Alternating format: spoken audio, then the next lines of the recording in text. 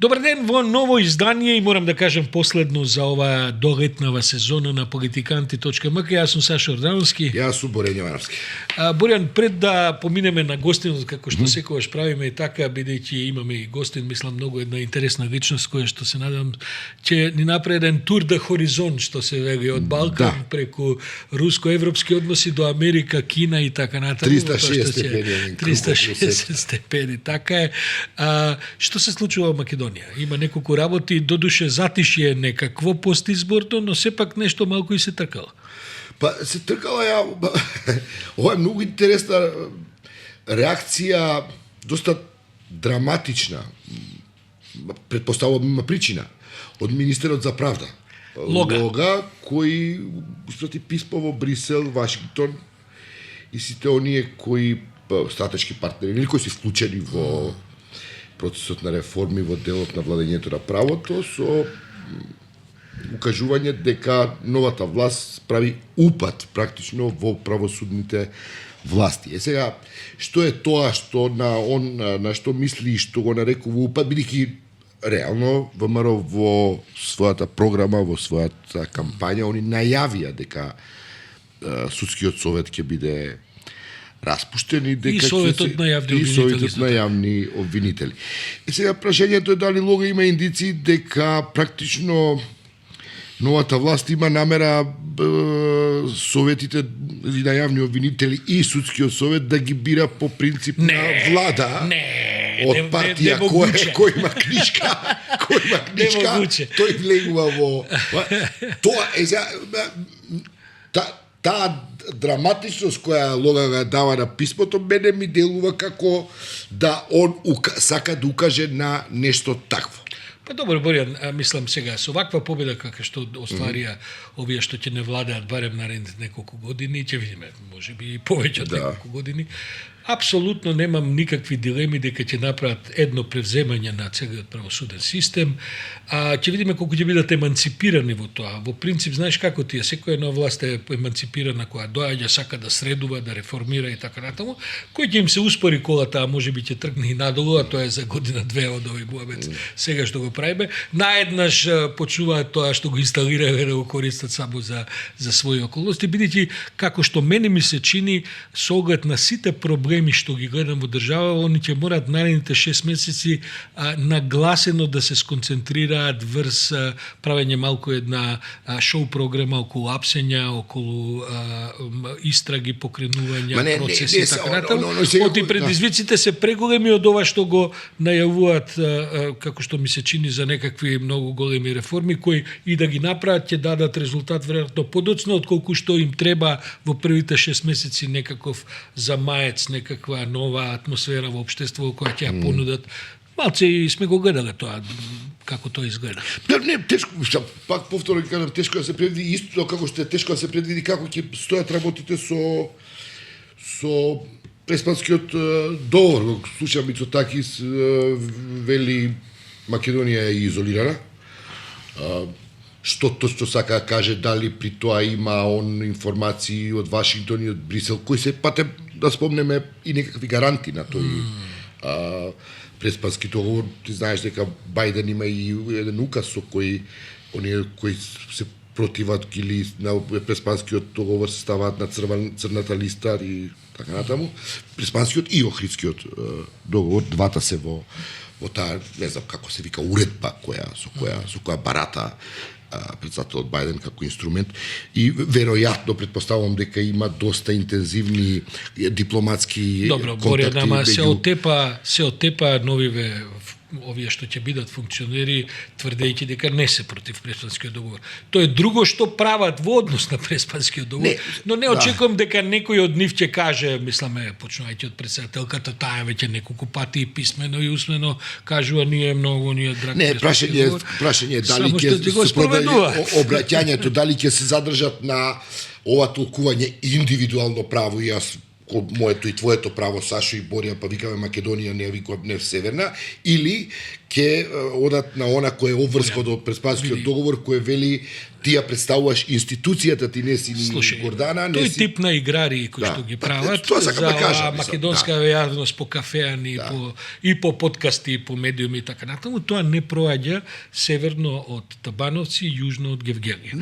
Така што да бидеме свесни дека ако инсистираат на оваа глупа, неверојатно глупа аргументација, дека тоа било човеково право, да тоа човеково право се тоа во ред, кога си премиер или председател, те образуваш во името на институцијата, готово. И институцијата е обврзана со договор. Според тоа нема никаков спор дека ќе не дочека многу силна реакција доколку не се однесува така.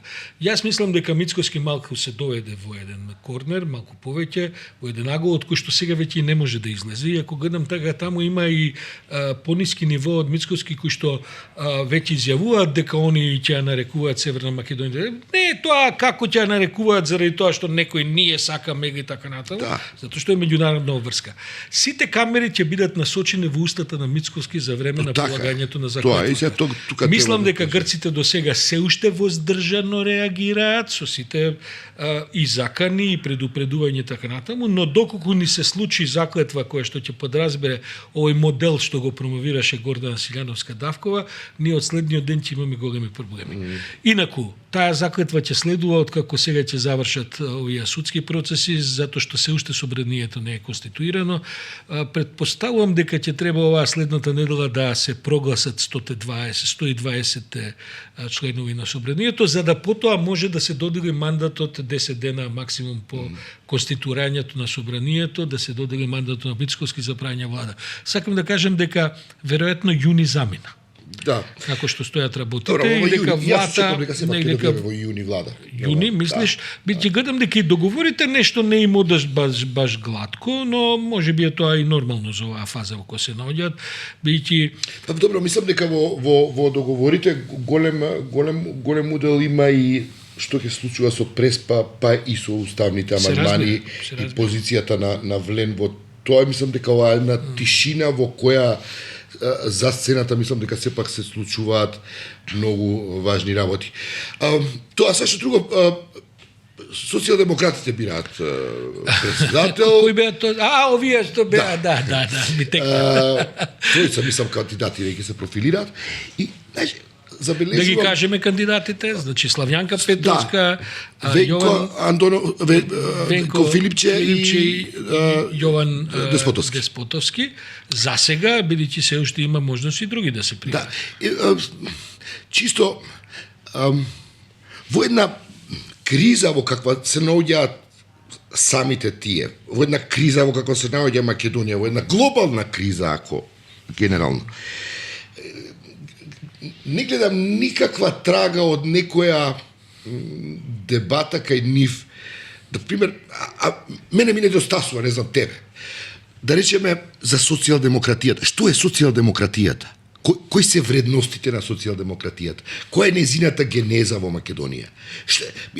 Знаеш, се плашам дека ќе се сведе тоа на едно такмичење на кој има повеќе трговски способности, кој подобро завршил трговачко средно школо за да на квантачки продаде и препродаде.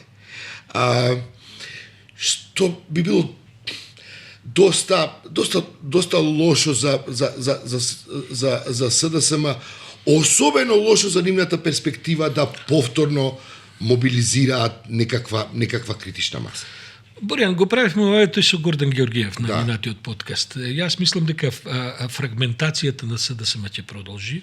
Сите овие тројца кандидати што ги спомнуваме, а може да има и уште некои кои што се уште не се знае, во суштина тоа се вака кога ги гледаш изолирано луѓе достојни со свој капацитет, со некакви принципиелности и така натаму, меѓутоа во принцип ниеден од нив не е таков да се наметне со својот авторитет врз целата партија. за Венко Филипче е залепена етикетата дека е кандидатот на Заев, заради тоа му се даваат најголеми шанси.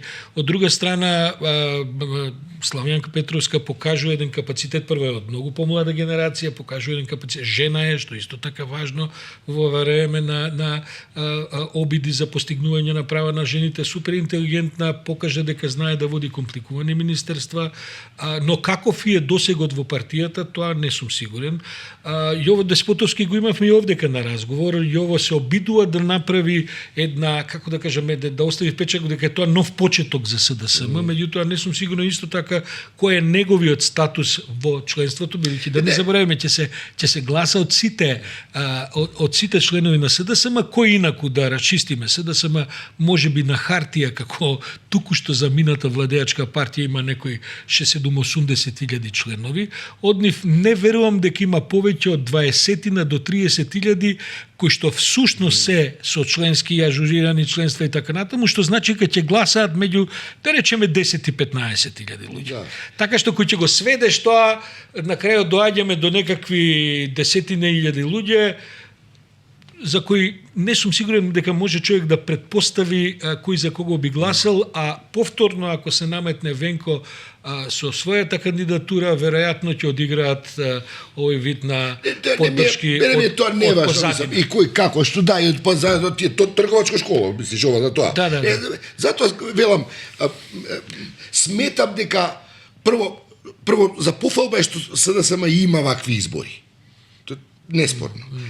Но за да навистина они го добијат тоа значење на тој квалитет, мора да се отвори, мора да разговараат за социјална демократија, за дебатата, мислам дека не се они во таа фаза. За жал не се, она што мене не ме чуди туку, веројатно тоа следната фаза која што доаѓа после оваа. Види, за сите овие кандидати што говориме и за тие што можеби се уште ќе се јават, всушност стојат луѓе со потежок калибар. Потежок политички, партиски и така натаму. И сега прашањето е, ако Зоран Заев сака да владее со партијата се уште и да обезбеди одредени интереси преку Венко Филипче, зашто тој не се кандидира, да каже дечки јас си дадов сега се враќам. Од другава страна, ако некакво скопско крило, да не спомнам сега тука 3-4 имиња. Од трета страна, ако Бранко сака да се враќа, на крајот од криштата, зашто сега е моментот кога треба сите да истрчат и да кажат еве ја се пријавам. Ако тоа не се случи, се плашам, не се плашам, туку мислам дека ова ќе бидат некакви преодни решенија и дека таму после едно смирување на тињата која што се дигна сега со дека допрва ќе дојде дека веројатно во текот на идната година, зависно од тоа што ќе прави оваа влада и така натаму, ќе дојде до нови избори, ако не идната поидната, но не заборави пратеничката група колкава и да е на СДСМ во собранието е таа која што е и таа нема да се менува, а таму седат крупни играчи од претходната власт. Да, и под влијание на Заев. Така е. Оти јас го гледам тоа, и Мицковски имаше проблем со пратеничката група која му е остана наследство од Груевски. Знаеш, Заев имаше проблем со пратеничката група која не знам, Владо Бучковски наследи цела пратеничка група која беше наследство од Банко Ценковски. Тоа е процес кој ќе потрае, но не, известно е, тука нема дилеми дека тој процес мора да потрае после еден ваков земјотрес кој што го доживеа. Но за да фатат, чисто мислам дека должни сме да кажеме на крајот криштата, ја имам некакви своји социјалдемократски идеали, дека стварно треба да се разговара за суштинските вредности на тие идеологии, затоа што на крајот криштата, види, ова одвраќање луѓево, гледа со кој гадење луѓето, зборот, значи политичар, политика, просто одвраќа. Од друга страна, ти кој ќе земеш на запад, политичар е една благородна професија. Тоа не е туку така. Разбираш дека и таму се сменети атмосферите, се сменети. Кон оваа атмосфера на поголема нетрпение. Политичар е некој кој работи на имплементирање на некакви вредности кои носат добро за општеството, за другите, не за мене, така е, тоа е тоа. Боријан, ќе видиме како ќе се развива ситуацијава. Мислам дека ова што ние завршуваме со оваа сезона баш на почеток на јуни е добро, бидејќи види, додека не добиеме влада, таа нема да заседне, ние нема да знаеме што всушност ќе се прави реално таму негде јули август. Така што да ги поздравиме сите овие што да гледате. Ако нема некое воредно издание ја од Преспа да се јавам, ти од Грција. Можда е. Можда и воредни издание, ако има воредни настани во Република Северна Македонија или по човековите права Република Македонија. Така што убаво топло лето се гледаме кога малку можеби ќе залади, ако нема воредни издание. А ви останете со нашиот гостин, предавачот на Оксфорд кратко, Димитар Бечев. Така е. Почнуваме со уште едно издание на политиканти.мк. Јас сум Сашо Ордановски. Јас сум Сашо Ордановски. Од оваа страна. Овој пат се префргнете. Ти си Боријан Јовановски у Бермуди. Па не, би кажа дека овој профил ми е подобар од тој другиот, затоа. Знаеш како реакции на публика. Денеска имаме многу интересен гости. Денеска Одамна го планираме. Така е. И со задоволство ќе поразговараме со него, повели представи. Денеска разговараме со Димитар Бечев, мислам дека можеме и да го прикажеме на нашиот екран. Димитар, добар ден. Добар ден, како сте? Ние сме одлично. Димитар го фаќаме во Оксфорд, Димитар, така ли е? Да. Така да, во канцеларија во Оксфорд. Сега, кога би се обидел да го представам Димитар, ќе ми требаат едно 10 минути, бидејќи неговите академски референци се толку големи, но Димитар, јас ќе кажам 3-4, Боријан веројатно ќе се дофрга и со уште 2-3. Твојот главен ангажман, ти си senior fellow во Карнеги фондацијата и си предавач на Оксфордскиот универзитет, од каде што ти е и докторатот, бидејќи на политика и меѓународни односи имаш во Оксфорд докторирано. Инаку си експерт, истражувач, професор, предавач од Лондон до Бостон, Харвард, нормално Токио, Оксфорд, Софија се разбира домицилната адреса, да не кажувам разноразни други европски дестинации. Пропуштаме га нешто, Боријан? Па за Димитар Бечев, да, стално ќе пропуштиш, колку и да зборуваме ќе пропуштиш. Експерт е за европски политики, експерт е за Русија, често е цитиран во многу влијателни медиуми, се огласува во многу влијателни медиуми во светот, вака познати, да не ги набројувам сите. Како и да е, имаме меѓу другото морам да кажам дека Димитар Бечев е и автор на една многу интересна книга која се однесува на македонското прашање. Ако сакаш, Димитаре, може ли да почнеме со кусо представување на тој, мислам дека беше речник. Тоа е предпоследната книга, бидејќи последната му е за Ердоган, Турција, таа перспектива и така натаму. Димитар, да почнеме со речникот за Македонија, за Северна Македонија, што да правиме? Тоа е историски речник, има информации за разни настани, за институции во Македонија, нормално за историски ликови, за современи актери во политиката, во културата, во општеството на Северна Македонија и по-широкиот регион Македонија. Така што е генерална книга за Македонија и за Балканот, мислам. Димитар, јас ќе те вратам во првите 2-3 прашања, прво на состојбите во Бугарија, за да се вратиме на овие прашања, а потоа ќе го окружиме светот, особено светот во кој се наоѓаме, Европа, Блискиот Исток, можеби дури бидејќи си за тоа експерти така натаму. Што се случува во моментот во Бугарија? Која е твојата проценка, бидејќи ова ќе бидат сега 7 избори, како му доаѓа? 6, 7 за 2-3 години веќе? 6 избори. 6, така, изгубивме број, извинјам. Вие некако сте може да има и нови избори. Може да има и нови. И јас знам дека како и кај нас улогата на председателот, иако кај нас во уставот е малку поразлично, вие практично ве владее техничка влада која именува председателот Радев веќе 2-3 години, мислам, што е еден уникум вака. Повеќе или помалку беше и друго. Има разлика тука. Не знам дали знаете, но го промени уставот во декември месец во Бугарија. Да. И сега председателот нема такво големо влијание што имаше предходно. Тоа не е случајно. И практично владата е коалиција помеѓу председателот и ГЕРБ партијата. Што е многу интересна спојка. Сегашниот премиер Главчев беше спикер на парламентот од ГЕРБ и после беше И сега уставот кажува дека не може секој да биде министър-председател, треба да си некъде во високите етажи на власта. Некој од да кажеме председателот на собранието може да биде исто Главчев, што беше, не знам како се вика на македонски, Court of Accounts, Сметна палата. И неколку такви на високо ниво фигури могат да бидат, што ги ограничува можностите на председател да бира па би сакал. Практично политички, тоа значи дека ГЕРБ е во коалиција со Радев. Има некои луѓе на Радев, има некои луѓе на Бойко Борисов во владата, што не е окей, бидејќи не се равни условите за сите партии. Добро, Димитар, навистина сакам да те замолам за македонската публика, тоа ќе биде многу интересно. Можеш ли да ни го објасниш феноменот на Бойко Борисов и уопште на ГЕРБ? Повторно се во предност, изгубија неколку години. Со добри 10% мислам дека водат, да.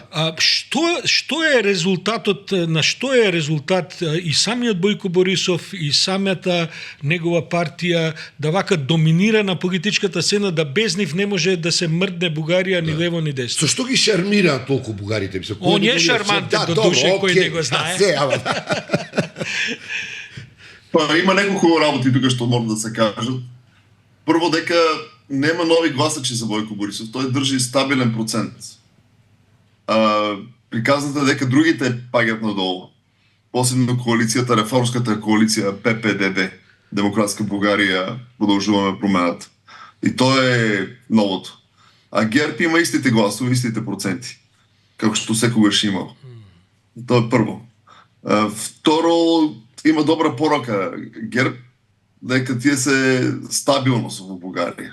Во време на несигурност, војна и секакви закани за стабилноста во Бугарија, тие се гарант за стабилност. Имат во некоја мера поддршка од надвор. Беше сега Урсула фон дер Лајен пред 2 дена на нивен митинг и Манфред Вебер исто. И имат позиции во државата. На разноразни нива и во местната власт имат. И последното, тоа е многу битно, имат неформална коалиција со ДПС, Движењето за права и свободи.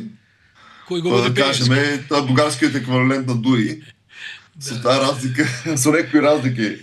Првата разлика е дека со партијата владе сега председател кој не е етнички турчин, Делен Пеевски, ноторниот олигарх. Да. И другата разлика е дека тие се поврзани со Европа, имат позиции во Европскиот парламент. Извештувачот за Македонија, Јохан Кјучук, може би го знаете, тоа таа партија. Имате и многу силни позиции во судството и во медиумите во Бугарија, тоа е познато партијата. Така што таа неформална коалиција на Бойко, што е практично статуквото во Бугарија, ГЕРБ плюс ДПС, е гаранција дека тие се одржливи во власт. Значи, без ГЕРБ практично има нема власт, така да кажеш, во наскоро. ГЕРБ, ама не е само ГЕРБ, е пакет на практика. ГЕРБ и ДПС, тие се заедно одат. Да. Мада е неформално. И кои се твоите предвидувања дека практично ќе имаме истата коалиција заедно со продолжуваме промените? Со оглед на Не е сигурно, бидејќи Бойко Борисов ќе биде посилна преговорачка позиција. Така. И ќе диктира условите. Дали тие услови ќе се прифатливи за ППДБ не е јасно. Бидејќи тие ќе бидат казани од своите бирачи ако тие прават многу големи компромиси. Тоа беше во прашање претходно. И за нив е голем проблем дека не е само да се коалираш со Борисов, по дефолт се коалираш со Пеевски, со ДПС. И нема избегнување од тоа. Тоа е лицето на корупцијата во Бугарија и заробената држава. Гледам. И тоа е проблем. Во пресет на изборите, Димо, Радев сега ја префрла топката и во српскиот двор, и слушам изјава вчера или завчера дадена каде што ја условува и српската интеграција во ЕУ со позицијата на бугарското малцинство во Србија, проследено со еден настан на кој почесниот конзул, ако не се лажам, во Босилеград, со една доста остра реторика во однос на властите во Белград се обраќа и Раде вели дека интеграцијата на Западен Балкан е важна за стабилноста, но и Бугарија е свесна за тоа, но поради тоа ќе инсистира и на положбата на бугарите во земите на Балканот. Знаеш дека имаме нова влада, дека за таа влада голем предизвик ќе се тие уставни амандмани кои треба да ја одблокираат европската интеграција. Какви се твоите предвидувања со оглед на тоа што добивме овде во Македонија од изборите и со тоа што ќе добиеме во Бугарија од изборите? Во Бугарија нема да има промена во однос на Македонија, меѓутоа интересно е дека темата за Македонија не е многу битна во изборите, никој не прави кампања врз неја, други се прашањата. Но тоа што го рече за Радев, да, тоа е интересна промена на позицијата. Може би се обидува да искористи тој популистички вод, иако Радев не учествува во изборите, уште не е вклучен во активната политика, има уште 2-3 години во мандатот. Но се пак може би сака да биде доследен и користи тие прилики. Имаше скандал во Бугарија, не знам дали вие следевте, во последните дни. Испадна дека имало притисок врз амбасадорот во ООН да следиме да смени позицијата за Сребреница. Да, испадна таму некои истражувачки новинари видува инструкциите и објавија преку социјалните медиуми и стана голем скандал. Никој не ќе да преземе одговорност за тоа решение, што се случило. Од гледна точка на амбасадорот, таа била спонзор на резолуцијата и немало како сека да направи против себе. И беше голем скандал во Бугарија да гласаше, да се воздржи од гласање. Што изгледа дека Вучич го барал од, може би, Бојко Борисов, не е јасно кој точно. Имало тука некои телефонски разговори. Некои аранжмани. Имало секако, 100%. И може би сега користи приликата Раде да се разграничи од Борисов и да покаже дека има сепак свој профил. Дека... Макар и они, тие соработуваат во коалиција, сега во техничката влада се заедно. Да. Се заедно. Тимо, оваа влада сега што треба да се направи во Македонија вели добро, ја прифаќаме преговарачката рамка со Европската унија, но мора да најдеме начин, нов модел како да се постигне, да се дојде до тоа решение за да се усвојат уставните амандмани. Дали гледаш ти кој е можната, кои се можните варианти тука на темава? Може би ти очекуваат некоја символичка отстапка од Софија, да покаже дека сепак тоа е двустранен процес, не е само Македонија да прави отстапки. Тоа беше моделот на Преспа, нели? Да. Но луѓе немат приметено, ама кога погледаш текстот на Преспанскиот договор, има промена на името, ама има отстапки од грчка страна. И може би ВМРО да помане бара нешто вакво. Не, можно ли е тоа да се издействува? Сега, со оглед на тоа прашање и дали има интерес со меѓународната заедница тука да учествува во тоа малку по, како да кажам, по габаритно да навлезе во... Јас сум скептичен, бидејќи во Софија не е тоа битно прашање. Да. Има други приоритети, никој не може гајле, за жал, за македонските работи. И официјалната теза е дека топката е во теренот на Македонија. Таа мора да го промени уставот, тоа е врска према Европската унија. Доколку беше прифатен францускиот предлог. Така што не знам дали има некоја политичка воля, некоја позитивна енергија. Не е дури јасно кој ќе биде власта во Софија. Да преминеме на теренов на европска политика, од која зависи ми се чини и тоа каква ќе биде динамиката во тие односи Скопје-Софија. тотално е нејасно дали воопшто после овие избори европски ќе има некакво интензивирање на процесот на проширувањето. Гледам, денеска читав поголем интересот на земите членки кој да биде комесар за проширување, се зборува за можност за комесарот за проширување да се унапреди во подпредседател на Европската комисија, но од друга страна пак има и други сигнали кои укажуваат на тоа дека проширувањето се уште е во една магловита фаза. Прашањето ми е дали ако дојде до некакво интензивирање на тој процес, прво дали очекуваш дека ќе дојде, и ако дојде дали тој ќе директно или индиректно ќе влие и врз Софија и врз Скопје да ги доближи некако. Мислам дека нема да се дојде до интензирање на процесот. Сите пречки што ги знаевме претходно пред инвазијата во Украина се пак очигледни. Билатерални прашања, проблем со демократскиот развој, авторитаризам, тоа што гледаме сега во Србија. Тешко ќе се дојде до некој интензивен процес на проширување. Можеби ако имаме късмет, ќе видиме Црна Гора, или пак имаме голема среќа, ќе видиме им Северна Македонија во наредните години. Но сум скептичен дека ќе има интензификација и за тоа нема да има и притисок врз Скопје и Софија да најдат некој модус разрешување на проблемите. Димитар, те слушам што говориш и ми се чини дека говориш како да сме, да речеме, 2-3 години пред овој момент во кој се доаѓаме.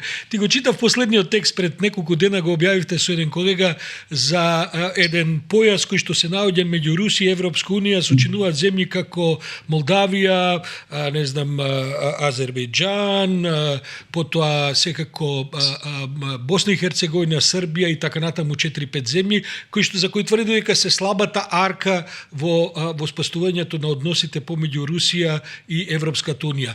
Што сакам да кажам, мислиш ли дека Европската унија ќе може да продолжи на овие теми, вклучувајќи и Украина и сите овие земји за кои говорите, кои што се реално проблематични по своите внатрешни стабилности, односите туку и Ерменија се разбира по своите односи со Русија и со Европската унија и така натаму. Мислиш дека ќе биде business as usual после составувањето на новата европска влада и дека ќе може да се продолжи кај што се застанало пред 6 месеци, година дена, или сепак ќе мора да има некакви промени во однос на, впрочем, тие им дадоа кандидатски статуси сега и на разни земји, најави амбиции и така натаму. Што ти се очекувањата?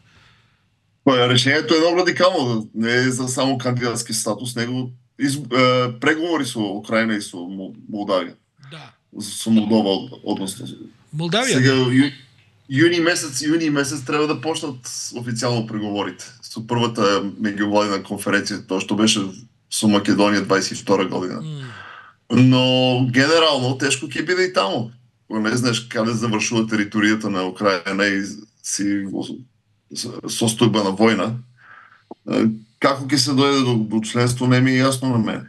Треба да бидеме реалистични. Можеби во Молдавија има поголема шанса, но дури и таму е долгорочен процесот и таму не знаеме што ќе биде по изборите октомври месец, дали нема да има проруски президент, председател. И дали ќе таму е поделено општеството. Меѓутоа во Молдавија имат и план Б, сите имат румунски пасоши и одат да работат таму индивидуално од интеграцијата, што е и кај нас феномен на Западен Балкан. Кога ќе видиме демографски податоците, сите се некаде работат. Јас сега бев во Република Српска, испадна дека моментално таму живеат 800,000 души, а може би и тоа е голем број, зголемен. Сите се во Европската унија. Словенија, Австрија, нормално Германија си да работат таму. Хрватите и словенците одат нагоре, а овие други ние полдиме надолу. Да, одиме се интегрираме индивидуално. Секој оди таму и многу во емиграција пат кон интеграција. И тоа е состојбата и во тие земји, во Молдавија, сега и во Украина. Но моето прашање ти е, Димитар, дали Европска унија може да продолжи вака како досега? И ги таа сепак мора нешто да направи, макар ако не структурно, да промине нешто во начинот на кој што се однесува кон целиот овој појас на земја. И во таа смисла Сигурно ќе се направи, има и предлози сега. Да. Сигурно имате преметено тој пейпер што го објавија Германија и Франција. Да. За асоциирано членство, за флексибилна интеграција, мислам тоа ќе биде патот, можеби. Да нема автоматично членство, да има некои фази кои се пред членството, да добиваш бенефити. Затоа ќе те вратам пак на Западен Балкан. Тешко ми е да видам дека ќе се инсистира на преговори со Украина и со Молдова, а Западниот Балкан ќе остане така сам на себе да си решаваат проблемите, бидејќи се повикувам на ова ти што го рече пред малку дека нема да има практично. Не, така е 100%. Голем? Да, тој го приметихме сега со Босна. Ако немаше Украина и Молдова, ако не им дадува кандидатски статус и после и преговори, немаше да има и за Босна нешто. Тие искористијат приликата геополитички. И ако не беа спремни по сите параграфи, сите критериуми. Така што Западен Балкан печели нешто од тоа, дека има напор за проширување, но има некои граници сепак, има и формални критерии, политичките процеси се негативни во многу од тие земји и членството е далеко. Процесите се негативни пред се поради мислам пред се не поради, но еден од виновниците за овие негативни трендови е самата Европска унија, која својот кредибилитет некако го изгуби, го распраши. Така е. Тоа е, има проблеми од двете страни. И има некоја негативна динамика. Негативните трендови од едната страна ги подсилуват негативните трендови од другата страна и обратно. И во тој свет живееме веќе можеби 10-20 години. Иде во тој циклус. И тешко ќе се излезе, мислам. Но можеби ќе има една-две земји во Западен Балкан кои ќе имат политичката воля и ќе се придружат во наредните 10-15 години. Ама што ќе значи членството во тој момент, не знам. Димитар, ти си човек кој што често седиш по разни брифинг маси, што отворене зајавно, што не отворене зајавно си така. Се интересира ли некој за Северна Македонија? После изборите те викнаа ли да кажеш твое мислење негдека на некој од овие брифинзи кои што се држат? Има ли воопшто интерес нечи некаков, не само во Оксфорд кај што седиш туку, воопшто во Европа и па и во Европа за Северна Македонија? Сигурно во надворешните министерства има луѓе кои се бават со проширувањето со европските политики и сепак Северна Македонија во добра позиција генерално, кога ќе погледаш хармонизацијата со правото на Европската унија, објективно и има услови, ако се политичките услови во средени, да направи напредок. Членство можеби да не да стигне Црна Гора, бидејќи Црна Гора сега има моментум, ама след тоа да оди.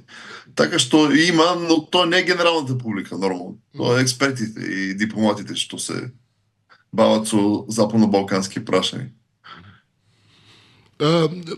Има една важна тема, се разбира, која и тебе ти е дел од твојата експертиза е Русија. Како мислиш дека Путин ќе го искористи овој вакуум во овој простор кој го пред малку го спомна Сашо, цитирајќи го, повикувајќи се на твојот текст? Па не знам дали има капацитет да искористи, бидејќи сега Русија има голем предизвик со Украина. И тоа е нивната вина дека почна војната таму. И нема ресурси, нема политички можности да влијае другаде. Тоа го приметуваме на Балкан, тоа е битно и за тој простор во постсоветските земји. Мојот колега Том Девал објави такав извештај. The End of the Near Abroad. Крајот на блиската за граница. И сите тия земи, да речеме во Централна Азија, но и в Кавказ, сега гледаме Арменија што се случува, гледат да имат и други връзки, не само со Русија. Предходно Русија имаше по-големо влијание. А сега и Западот е опција за Арменија, и Кина е опција за Централна Азија, Русија е по-зависна од Кина. Така што динамиката е негативна за Русија и не знам доколку Путин ќе има можност да се намеси во други земји, поготово на Балкан, што е далеко, не е близко до границите на Русија. И преседаните што ги имаме, да кажем во Македонија, кога беа протестите против Преспа и промените на уставот, не се многу храбрувачки за Русија. Не постигна кој знаеш колку во однос на Северна Македонија. Земјата стана член на НАТО. И Русија нема толку влијание. Сега со Србија го гледаме исто. Кина е по-прифатлив партнер него што беше Русија, има и поголема понуда, поинтересни работи, повеќе финансиски капацитет да влијае во Србија. Пред да продолжиме за Русија, многу ме интересира како гледаш на феноменот на Орбан, па и неговиот обид за пенетрација политичка на Балканот. Мислам дека е опасен тој феномен Орбан, бидејќи тоа е алтернативен модел, тој модел што го имаме последните 20 години за либерална демократија, интеграција и така натаму. Орбан, што во суштина моделот? Тоа значи да користиш сите бенефити од членството во Европската Унија, но да имаш политички систем кој е во суштина авторитарен и за заробената држава да работи во твој интерес. И тоа е многу прифатлив модел за нашата географија. Во Бугарија Орбан не случајно е популарен политик. Гледам и во Србија го сакат. Нашите земји се мали, не можат да бидат Кина или Русија. Немат ресурси, немат капацитет, но нормално Унгарија е добар модел, интересен е за нашите елити. И гледаш во Северна Македонија, во Србија, во Бугарија, во Грузија, Орбан е популарен. Дали очекуваш дека он ќе биде некако со тоа дека се презема претседавањето со Европската Унија од 1 јули, дека он ќе се обиде нешто меѓу Софија и Скопје да направи со оглед на неговото, доста често го потенцира тоа колку му е важен Западниот Балкан, дека Западниот Балкан треба да се интегрира во Европската Унија, а не Украина и така натаму. Дали тука го гледаш дека со оглед на неговите мощни блиски односи со сега владеачката наскоро партија во Македонија, дека он ќе проба да се пробие на просторот? Може би ќе пробам, тој има и добри врски со Борисов во времето. Така е. Зависи каква ќе биде позицијата на Борисов во новата влада, доколку ќе сака тој да се занимава со Македонија и доколку Орбан нема да има други теми. Бидејќи сега тој е во дефанзива, нели, има многу притисок. Вчера или завчера белгиското председништво таму збореше за некои санкции против Унгарија, член 7 од договорот да нема право за гласање во Советот. Ќе има друга агенда, можеби Унгарија негативна. И нема да има време за некои позитивни иницијативи, како што би била нека медијација помеѓу Софија и Скопје. Инаку се сложувам во принцип, Будапешта има некоја предност, бидејќи прифатлива за ВМРО да помане, а има и пријатели во Софија. И да те прашам на крај, мислам Сашо дека не може да го промашам диме. Ова во Америка што се случува, мислам тоа е една драма кој прати околу сите овие судски процеси, беве овој со Трамп, а сега почна со на Хантер Бајден судењето, една јака поларизација во тоа американско општество. Во која мера тие избори практично ќе ја решат судбината и сите овие отворени прашања за кои говоревме досега во Европа?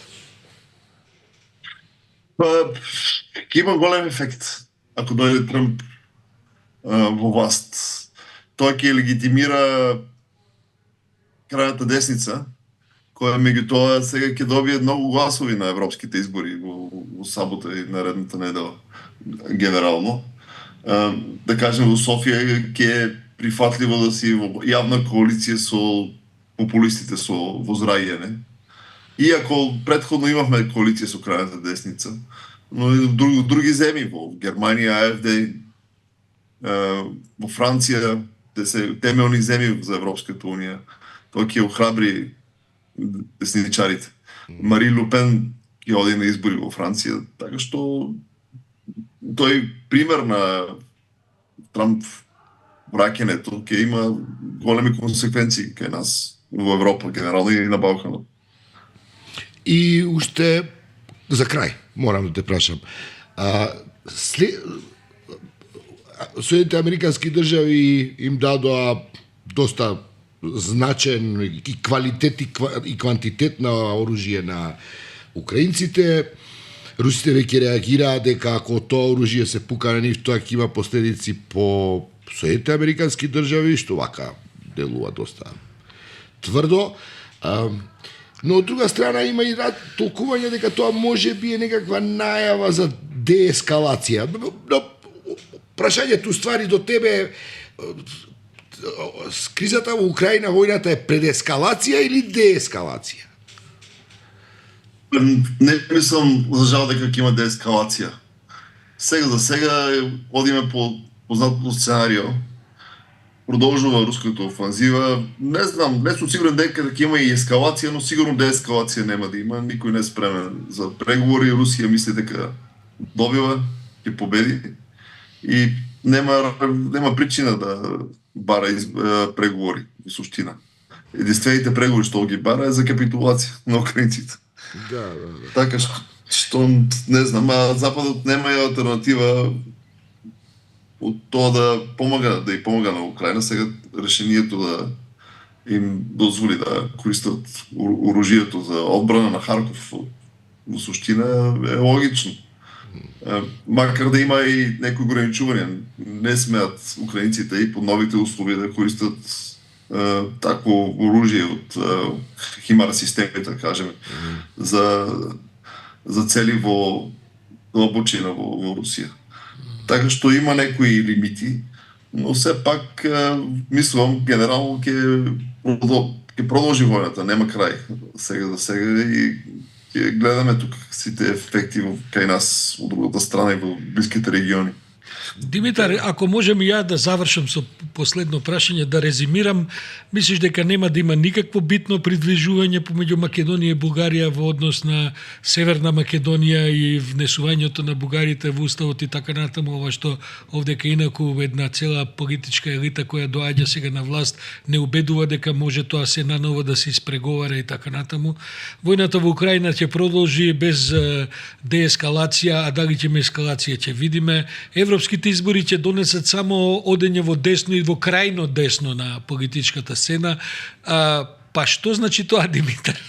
Сепак живееме на еден Балкан кој сам по себе секојаш бил помалку и нестабилен и така натаму. Каде оди светот? Особено ако и изборите во Америка го донесат Трамп на власт, што ќе израдува многумина ќе ги разочара, се разбира. Каде оди светот? Ќе одиме ли кон нешто што е можеби непрогласен отворен конфликт или ќе продолжиме вака да се движиме во еден низок, а жесток интензитет на разноразни конференции? Мислам дека второто ќе биде низок, жесток интензитет и немата приказ што доаѓа сега и битна за сите нас е конфликтот помеѓу САД и Кина. И добро Европската унија гледа да биде малку по-неутрална, иако е поблизу до американската позиција, но тоа е битно сите наши земји, како ќе се позиционират во тој конфликт. Бидејќи извештаите велат дека Кина ги има наредните 6 месеци ако мисли нешто да направи за следните 20 години со Тајван. Може и тоа да ни се случи. Така, да. Па добро, со не многу голем оптимизам. Ја и ти, Сашо, повеќе последниот Дашко. Бидејќи така, секогаш така може да бидеме изненадени. Да, секако, да. Ако си скептичен. да го испратиме нашиот последен гостин во оваа сезона. Димитар, ти благодариме, ние со тебе го завршуваме за Јас оваа благодарам. сезона летошна, па ќе видиме потоа од 10. Те чекаме на есен во Скопје, Дима. Се гледаме септември месец, може и во Скопје. Поздрав и благодарам што беше гостин. Благодариме. Поздрав, се најдобро. Чао.